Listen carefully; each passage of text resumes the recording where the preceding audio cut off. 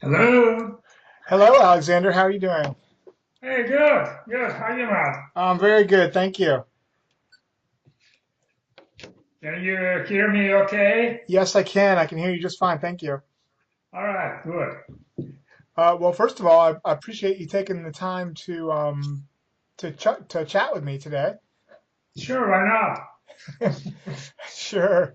So let me just tell you a little bit about what the project's about, and then we can jump right in. So, a colleague of mine, here we go. A colleague of mine are studying cycling identity. So, how your cycling influences how you see yourself. And that's one piece of the puzzle. And then the other thing that we're really interested in understanding is if and how that identity, that identification as a cyclist, impacts the way you think of the cycling industry. So we're not business people or marketing people. We're more like sport sociology folks, and we're avid cyclists ourselves. So we have an interest from both a sociological point of view, but Mhm. also from a bicycle point of view. So that's the 2 second story, and then I'll just ask some questions. It's really more of a conversation than a series of questions. So Sure. there's Yeah, no yeah. right or wrong answers. Okay. So the first question is, how did you get into cycling, and when did you come to the realization, if you feel this way, that you identified as a bike rider? Uh, okay. So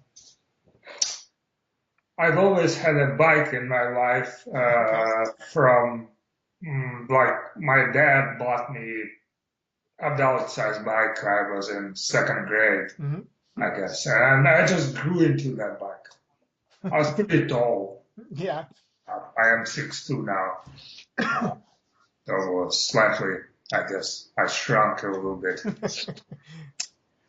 And so I always had a bike in my life. It's just never considered it as a sport or like bike ride or anything like that. Hmm. It was just like transportation, Right. recreational, and occasional I would ride.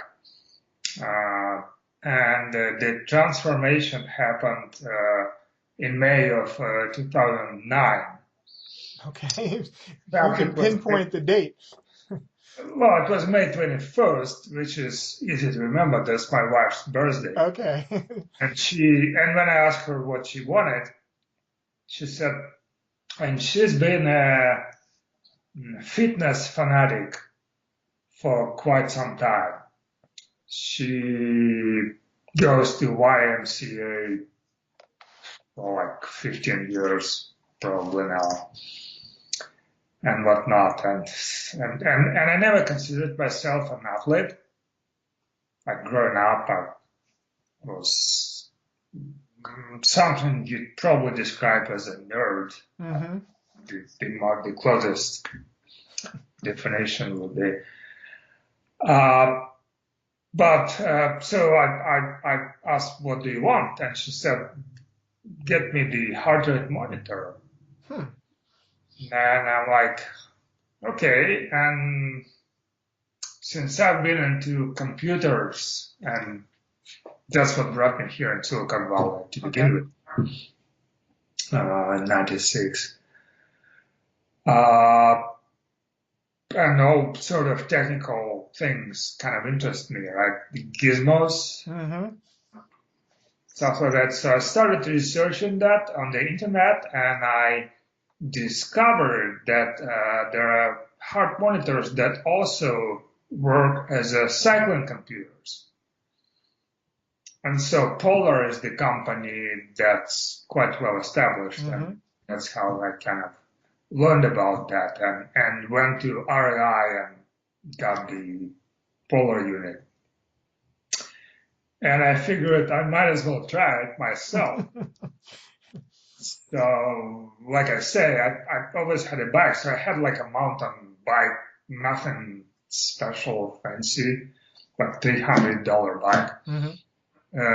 But nevertheless, I put that strap on and hop on a bike and off I went for like 40 minutes or something, and it kind of was interesting. Then I came back and I downloaded data and kind of looked at that, and I was like, this is really cool. So not only do I have my speed and but also the heart rate all on the same graph or timeline. And so that, in a way, that sort of got me interested. So I would just go and write more just to get more data. I see. It's just for that simple reason. And obviously, I got the present, but I also bought one for myself. I've done that once or twice in my life, by the way. Yeah, and Puller has a very good support website like Polar Personal Trainer Mm-hmm.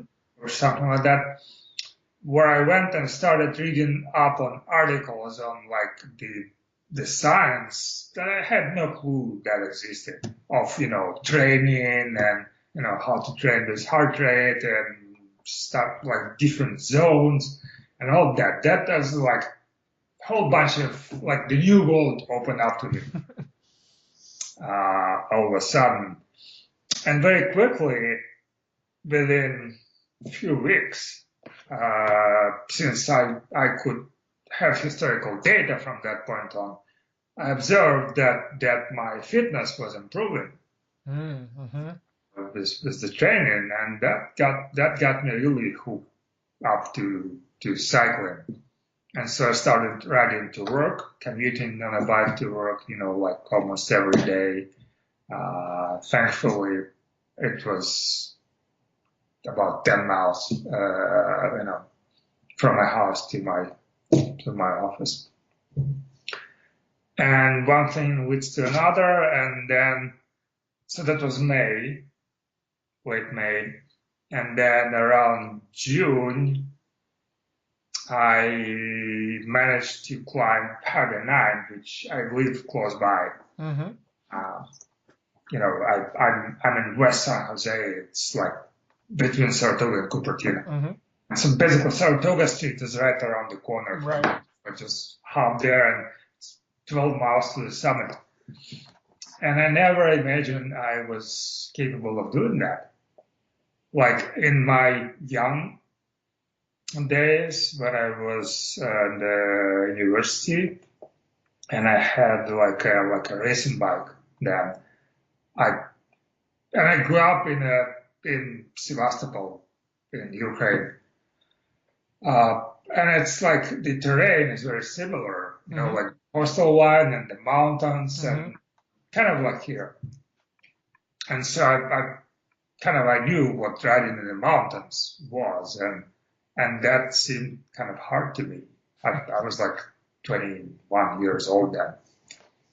And so I had that fear of mountains, of climbing the mountains on a bicycle. And I was able to overcome that with the proper technique, which I learned just reading up things thanks to internet. And when you did that first big ride, were you still on your old mountain bike? Yes, on that cheap mountain bike. Yep. Okay. Because I kind of set my priorities, so that like proper technique and follow the training program, which I just downloaded basically, or use the web application. Right. To kind of get some simple 4-week training program, and I would then upload my data, and it would match up against the schedule, and kind of I would see my progress. So that was like, this is like awesome, right? And I was able to climb, and then that opened up opportunity for me. I'm like, okay, I'm on the summit, on Skyline. Now I can go to Santa Cruz if I wanted to. Mm-hmm. And I did. That was my next big ride, my first century. 105 or something miles I rode on that bike. And how soon after you started in May did you do that century ride? Yeah, it was like end of June or July, Oh, wow. Okay. literally. Yeah, from I don't know, from zero, I guess, to a century ride on a mountain bike, no less. In just a couple of months, though. That's pretty impressive. And so that it became obvious to me that I have natural talent, like endurance talent, Right. which I had no clue. And just it was like a huge self-discovery, Hmm. very profound to And me. how did that make you feel once you kind of came to this conclusion that all of a sudden, It made me feel so that I would ride more and more, and I would then go and buy another better bike. In fact, wife and I, when we were young, we kind of were having these dreams of going on a intercity long bike ride, mm-hmm, doing stuff like that. And so I went and bought two touring bikes, mm-hmm. Jack 520s, for her and for myself. That same year, that was October. Yeah, so it's like literally things were happening quickly. Yeah. And soon enough, right, that same October, we rode from our house to Monterey. Oh, wow. Yeah, booked a Marriott hotel in downtown Monterey, and there's a great deal, $99 a night, so like Yeah. hard to pass up. And so we would drive there, stay overnight, and then ride back the second day to Santa Cruz and take the bus, Highway 17 Express, to come here. How long is that ride, would you say, from where you were? From our house to Monterey, it's like 73 miles, and it was taking us about, 8 hours. Right. And were you feeling at this point, you must have, now you've started doing, training and you've been taking like the data and you've been improving and now Right, you've right, purchased right, yourself a new bike and your, right. your And wife is into it that now. was about the time when I started looking like I've kind of exhausted what was there at the Polar website. Mm-hmm. I kind of went over all of that training programs and whatnot, and I started looking like, okay, what else is out there? And that's when I started researching, googling, like, what is there any cycling clubs around? Mm-hmm. Okay, and I found that okay, there's like I guess biggest club. It's called ACTC, Almaden Cycling Touring Club, Mm-hmm. uh, San Jose based. And so I joined that club and started going to like club rides with my wife, and then the club was one of the club meetings that I went to. They asked like, hey, like, does anyone want to go to have like a group coaching sessions with a professional cycling coach? Mm. And I'm like, this is interesting. So I signed up and I became part of that program where we would have like a lecture basically once a month and then a group ride with the coach Mm-hmm. 2 months. And so that was going on for like 4 months. I would say December, January, February, March. So 2009 through 2010. Right. So this is all within 1 year, essentially, correct? Yeah, winter. Yeah. hmm And everyone would have, and the coach would ask like, okay, what's your goal, right? What do you want to achieve? And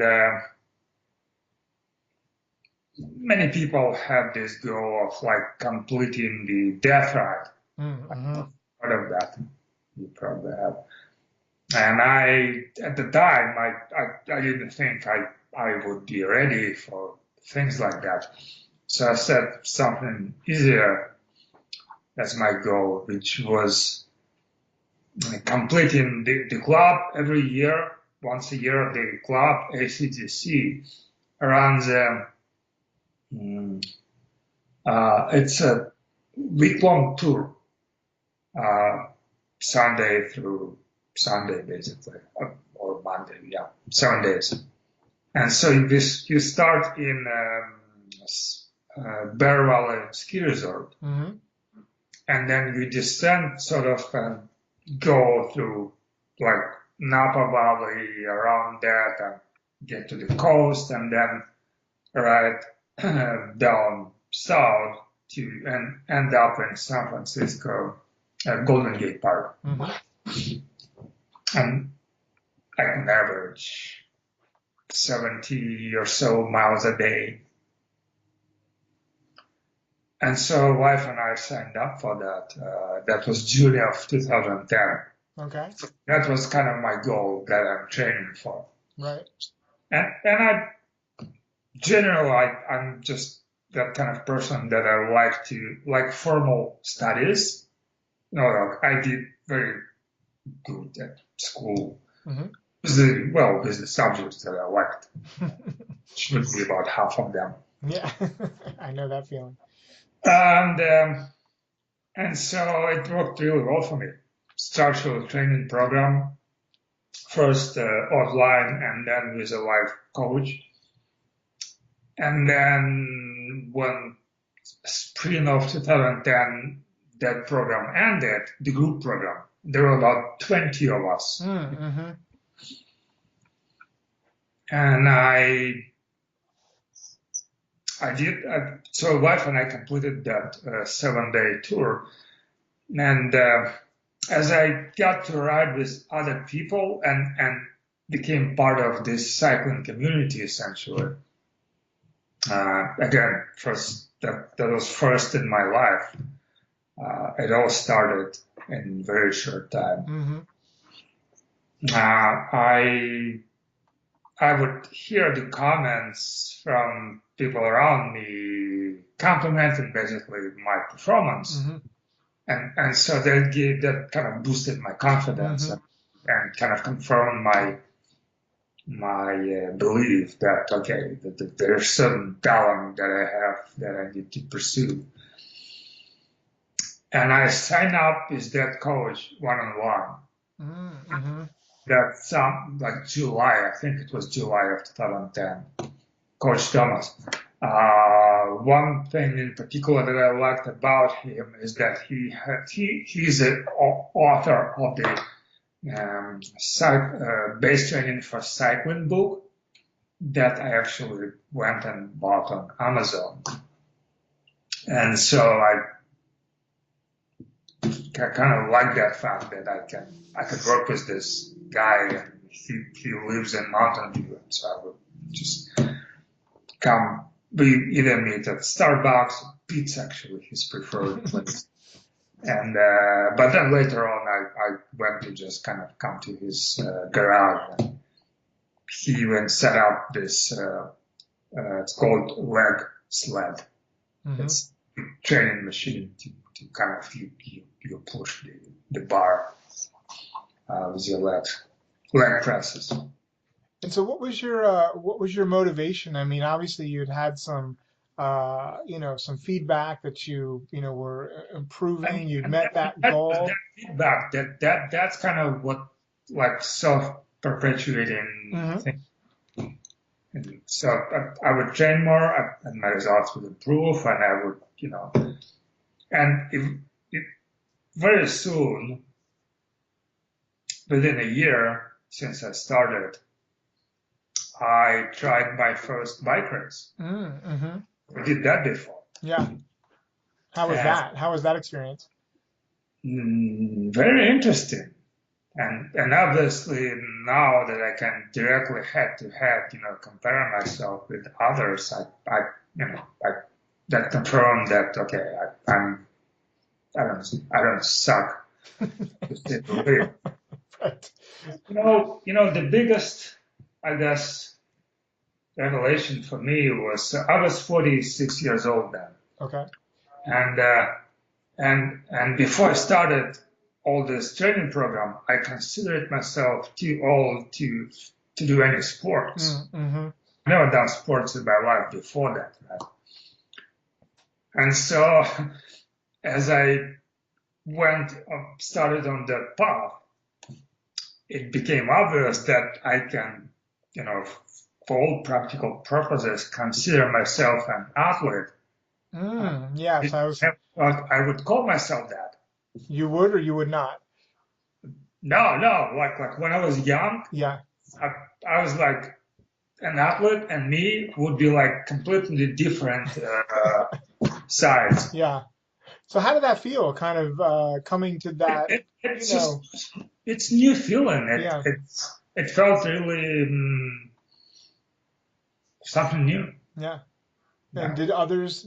Was it your perception that other folks plugged into you in a different way, like your cycling friends? Well, it's like obviously through these clubs, and then I joined Sanze SJBC, Mm-hmm. Sans Bicycle Club, which was more geared towards racing Mm-hmm. than just group rides and Yeah. whatnot. And so I just discovered it and got friends with people like I never knew before. And like yeah, like I said, the whole new world that opened up to me. And would you say, like, to this day, it sounds like this is still kind of That factor kind of dwindled. I gotta say that I don't feel as excited as I was then. okay? It's just it's not new to me, I see. right? I see. And so I achieved certain level, even winning a bunch of races. Right. And clearly I could see that my performance, regardless of the age, was like at the top 5% probably, I would say. So that kind of felt great, but eventually I I felt like I'm losing interest. Hmm. It's not as exciting anymore. Gotcha. So do you Yeah. still so did your orientation to riding change a little bit too, or are you still Yes. So I tried to kind of change the variety, or increase the variety, I guess I should say. So like I tried something different, like super long rides. mm-hmm. In 2015, in fact, I did my first double century. Oh goodness. Two of them in August of that year. Yeah. And I kind of fulfilled my dream of just riding from my house all the way to Morro Bay Jeez. It's a all good the ride. time. Yeah. So Highway 1, Santa Cruz, and then all the way Highway 1 to Morro Bay. So that was like 223 miles Oh, good grief. and I think it's 17,000 feet of climbing. And that challenge though was exciting, something different. Yeah, but just something was missing. Yeah, I realized, and from that point on, I started noticing that my performance is because I have all the numbers, right? It's easy to tell. Right. I could see it's kind of inching down Hmm. a little bit, and What's your assessment as to why that is? Is that just your motivation or I, age or I, it could be the most obvious explanation is because I was never trained, mm, and as I started training, naturally my results started improving. But then you kind of hit this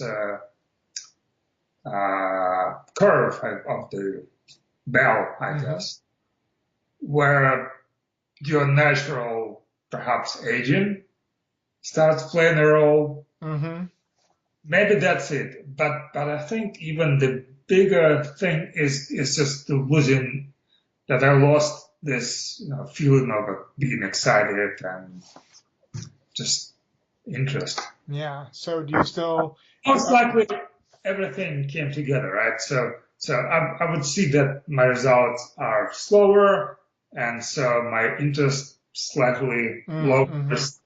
That leads to less efficient training, and so the results are lower still, and it's just like a snowball. Right? Gotcha.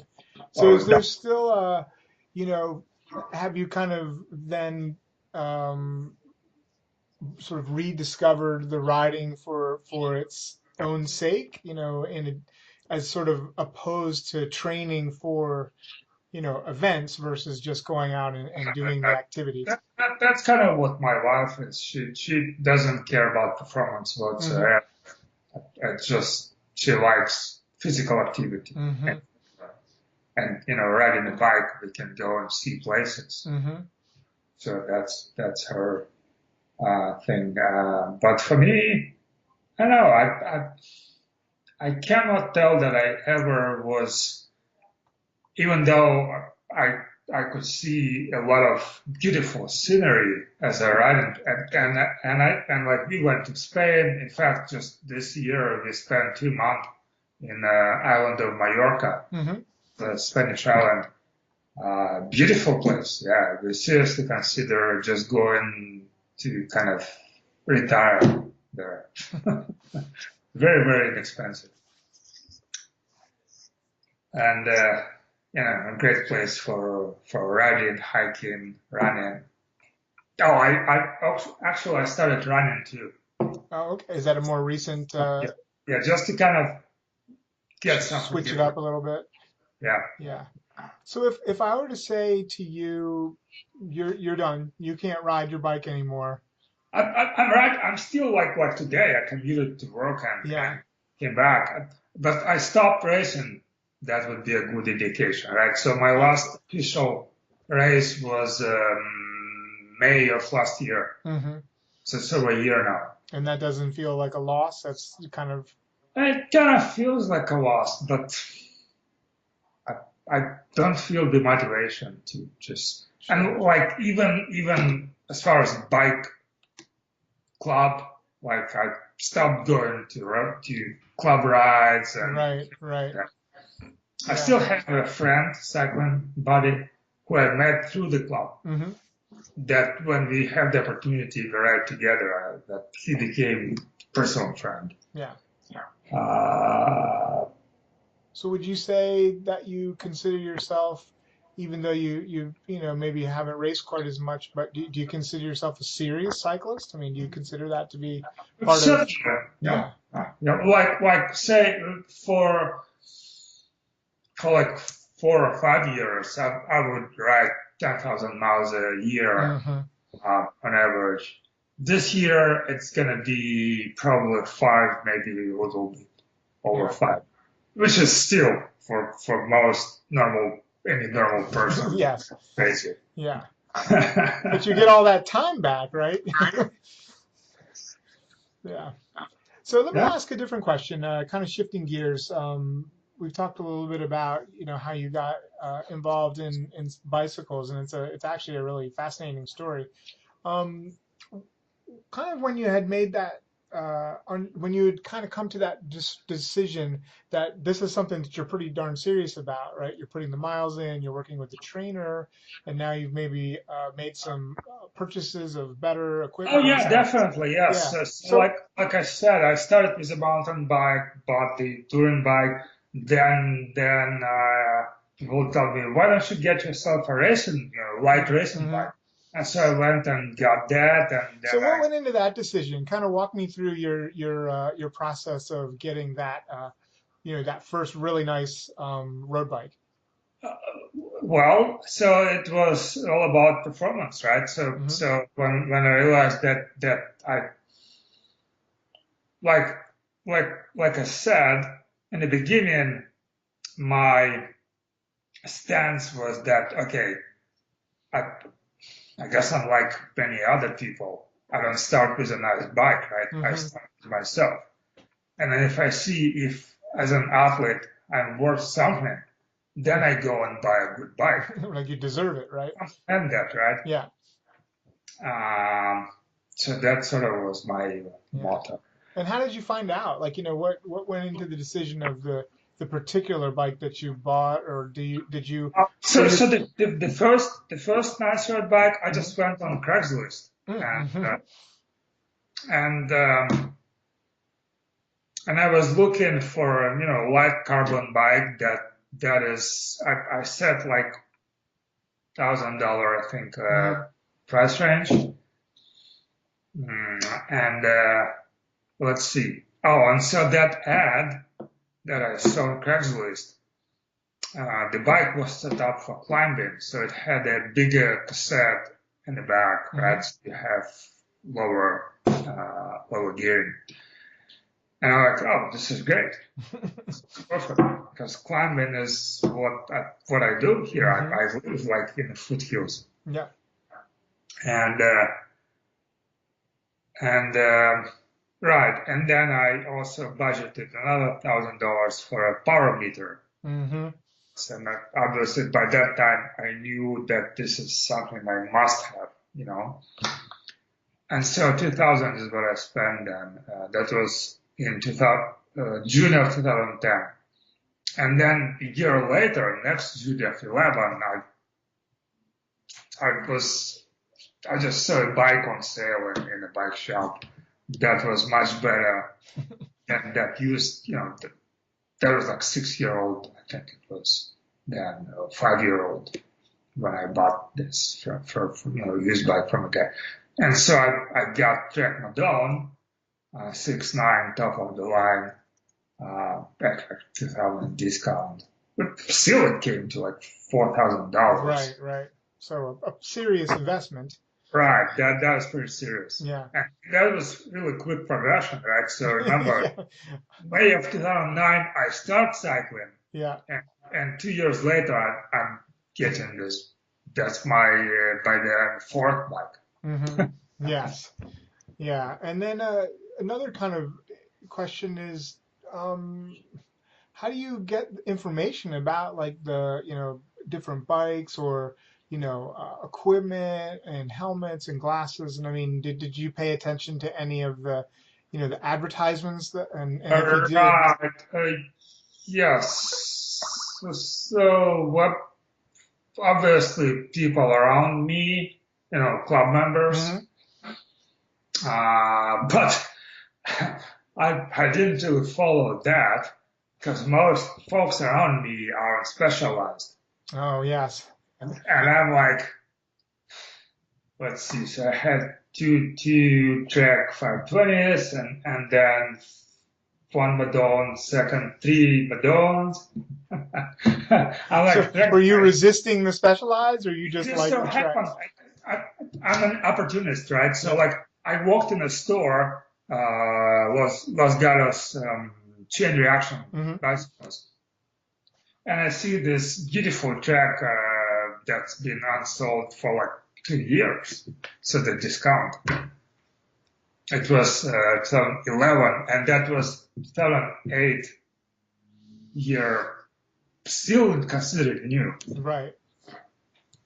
So yeah, I just got that, and it just went on, Yeah. and then you kind of become attached to a brand, and like I know how the parts fit together. In fact, my last Madone I built myself from Hmm. scratch. I found the frame on Craigslist. I bought all brand new Di2, electronic shifting Hmm. components from UK. Hmm. It's cheaper that way. Saddle, yeah, like different parts, everything came together within a week. Yeah. And then I just set up the bike stand right here in my office at home Yeah. and build that bike. Yeah. That's a That fun felt great. experience, right? Yeah, that felt great. Yeah. Yeah. Yeah. So is it fair to say that, the advertising, For example, the go ahead. helmet, right? So the helmet, Yeah. I think, so I have the Bontrager Aero helmet. Hmm. Well, I have a bunch of them, but this is my latest and what I daily use. Okay. Uh, and I just went and Google.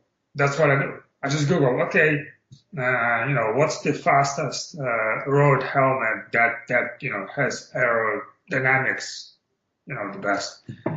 And it was, what year was it? 15, I guess, maybe 16. and like they do these comparisons, top 10 of the year and all that stuff. Right. So that was on top, and Yeah. and the price was right. It's like $174. Yeah. Like, yeah, I just buy it. So the performance obviously is something that Yep, was a key factor. yep, Yeah. And then also doing like your research, you feel more, that you have a good sense of whether or not this is going to fit for what your purposes are. right. Yeah. How do you make sense of, there's a lot, I had some other folks talking about the idea that some of the information that gets out there sometimes is, it's hard to discern whether or not it's, sort of fact based or if it's just marketing hype, and how do you make sense of some of that stuff? So I said earlier that I worked with a cycling coach, right? Hmm. So for 2 years. So 2010, July of 10, I started, and June of 12 was my last month when I worked with him for basically for 2 years, and that taught me a lot, right? And so questions like that, obviously, I would run by him Right. naturally. So that's one piece. Hmm. And yeah, my own Google research. Yeah. Yeah. That's like I'm big on that. Yeah. Well, and these days, right, there's so much information that you can go and That's track down, and you can make your own decisions right, right. based on, facts. So if you had to sell all your bikes, how would you feel about that? If I had to sell them, Sell them, yeah, and you were done riding uh, tomorrow. I'm actually now that I realize that I don't ride as much, right? Yeah. For example, I have a special time trial bike Hmm. that I bought for racing, Hmm. for time trials, and I used it for that. Hmm. But now, I think last time I rode that bike probably more than a year ago. Hmm. So just a couple of weekends ago, I went and took a bunch of pictures, and I'll probably just post it on Craigslist. Hmm. Uh, so like that bike that I built, the Madone, I'm riding daily. Yeah. I will certainly keep that. But what I don't use, I probably just sell. I don't feel any special attachment Yeah. It's to the more design. utility, right? It gets the job Yeah, done. yeah. Like when I was younger and I was into cars. In Hmm. fact, I raced cars for 10 Oh, years okay. before when I started racing bikes. That something had to give. I just didn't have time. So I stopped my active car racing around 2010. Oh, interesting. So you were still doing, or was like autocross or something? Motocross, yep, Yeah. yep, Yeah. yep. I still have that Lotus Yeah. that I raced, uh, which probably I'm considering selling as well. Yeah. Do you ever think about getting back into that? I don't know. I don't feel like it. Obviously, it's much easier. I mean, as far as age goes, Right. Just sit in the making car, right? cars, yeah. But Yeah. So do you on the see? other hand, I have friends Yeah. cycling friends who motivate me. So like my friend who lives in Morgan Hill now, Hmm. but before that he was close, and he used to live in Campbell, and so he's 68, 69 Hmm. almost, and he just kicks ass, does not stop. And that's motivating to see that someone at that age can be that, Yeah, fit and active. yeah, Yeah. Is that how you yeah. see yourself? Even if you're not racing, but I, whether I it's was on the bike or something else? I was just talking to him like 2 weeks ago. His name's Don, and he's like, "I'm gonna die on my bike."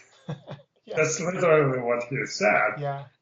Or just to that effect, like I'm gonna ride until I die. Right. Are you that committed, or do you feel like that So kind of, yeah, I think I will do that. Yeah, yeah. yeah, So even if not racing, but just as an yeah. activity that helps to, Definitely, yes, yes. As I got really active physically hmm because of this, I realized that there are my wife is curious, she can join in if she wants. yeah, I didn't warn her about it. Yeah. So I noticed some very, very pleasant side effects Mm-hmm. as far as my health goes. Yes. Like, for example, seasonal colds. No more. I can barely remember now Yeah. when I had that. Yeah.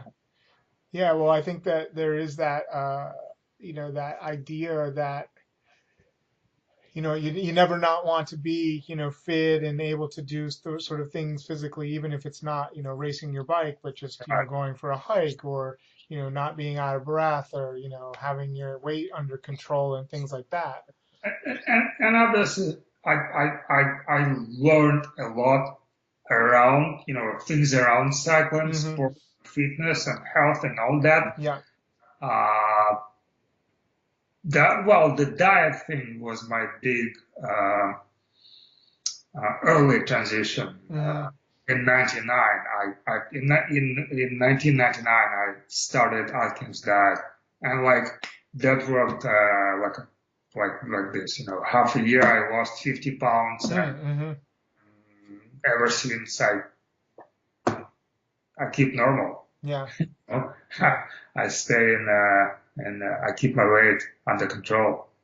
When I started cycling, it turned out that hey, like the fact that I'm so light Right. There's a benefit. is a huge benefit when you climb mountains. Yeah. So then it had its own kind of self-fulfilling, and last question, kind of a different question, but when you think of folks, when you see them out on the road that you would consider serious cyclists, what do they look like to you? In other words, how do you see them kind of differentiated against maybe just leisure cyclists? In other words, what are the hallmarks in your mind of? Well, visually, it's sort of you just look at the form, hmm cycling form, their position on the bike, how they pedal, that sort of thing. hmm So you can tell, if the form is good or bad, kind of hmm looking at that. hmm That's obviously the most obvious thing is the body fat percent, Right. right? You can tell that just looking at the person. hmm How about the gear? Does that make a difference? I mean, obviously there's people who, No, no, not so the much. image just froze. Oh, yes, Ah, I can hear you. hello, Can you still hear me? Uh, hello. yes, can Can you you hear hear me, me? Matt? Yes, I'm still here. Yeah, everything froze for a minute or so. Okay. So I was just thinking, how do you make sense of, the gear that folks ride? I mean, obviously you can tell by the look of the rider and the positioning, Right, but right, right. Not it's kind of almost pointless to look yeah. at here because so many pretenders. Okay. So What's yeah, what do you mean by pretenders? Can you well, explain that a little people bit? who may buy a nice bike and nice kit, but they look obese, like it's clear that Right. they're obese, and Yeah. and and and their cycling form basically Yeah. it's nothing to brag about, right? Right. So then I cannot call that person serious. Okay. Right. Because yeah, just having the gear doesn't necessarily make them a serious rider, right? They have to be able to perform. Right. Yeah. Fantastic. Well, look, I really appreciate your time. I know this is, you're carving time out of your evening, and I do appreciate it. Um, No problem at all. I have plenty of free time. well, I enjoy your, having this conversation and just listening to your perspective and point of view. And I'm more than happy to send you a copy of whatever we come up with. We're still gathering. Sure, yeah. Yeah, it'd be interesting to see what others have to say, and we're still gathering. So I'm curious, do you personally ride Do I? bicycles? Yes, I have a long history of riding, racing back in my heyday in the mid uh, 1990s, and now just more for fun and to stay in shape. So I kind of put that behind me. That's one thing that different that was clear to me that I'm different Hmm. from others, people in my cycling club mates. I'm talking about racing. Yeah, That most of them are just like so they were racing when they were young yeah, adults, and then they had family and they were busy, and now they're like in their 40s and they have time and money, right? yes, good Go point. back into racing. Right. I was like very different from that. Like like I said, I never did any sports until I was 46, right? So, Yeah. so that actually was a particular um, something I was proud of. Yes, I can And see that. despite that, I could still hang with these guys. And I guess one of my pinnacles was there's this used to be a stage race, 2 days. It's called Everest Challenge. Hmm. The name comes from the fact that in 2 days you climb 29,000, Okay, that makes sense. yeah, Yeah. and like about 200 miles in 2 days. And it's in high Sierras, right? So Hmm. Bishop is where you start, and you go from 4 to 10,000 feet, Okay. okay? And so I did that race in 11, 12, and 13, 3 years in a row. 13 was my best, and in 13 I competed in open class and cat four, and so I competed in open class. So we had cat four open, so any age. Right. So the median I calculated out of 26 racers, the median age was 26. And how old were you at the time? And I was 50, yeah. Okay, so And I finished right in the middle. you're almost twice the age, right? But Exactly, yeah. still finishing, yeah, that's a good feeling. Yeah. Yeah. That made me feel really, really Yeah. well. I get the bug every once in a while to be more competitive, and I've dabbled. I raced track for a couple years when I first moved to San Jose in like the early 2000s because I'd never been on the track, and I was like, oh, that would be a neat I tried that experience. once. Something different. Yeah, and it was kind of terrifying at first, but then it became pretty neat. Yeah, but now, I mean, you're explaining my path, right? It's like now I've got a little time. Well, I don't have any time, but I have a little bit more money, and I still enjoy the gear and buying it and riding a nice bike and all that. But the competitive part isn't quite as appealing as it used to be when I was younger. So I'll do a running race here and there just for fun, but not really to really test myself. It's more just to give me a carrot to stay in a decent shape. Hmm. Yeah. So yeah, well, this has been a really fun conversation. I do appreciate it. And like I said, I mean, I'm happy to forward, the final paper or, our, hopefully we'll have a paper out of this. And, I can even send you the transcripts of our conversation if you want to look them over. That's perfectly No, fine it as was well. just nice to see the final result. Oh yeah, no, of course, absolutely. I'd be my pleasure to send it. Yeah. Okay. Okay. Well, thanks so much. I appreciate the time. Thank you. Yeah. Have Okay. a nice end of the day. Okay. Yeah. I'm on my way out of my office now, finally. Okay. Take care. Yeah. Bye bye.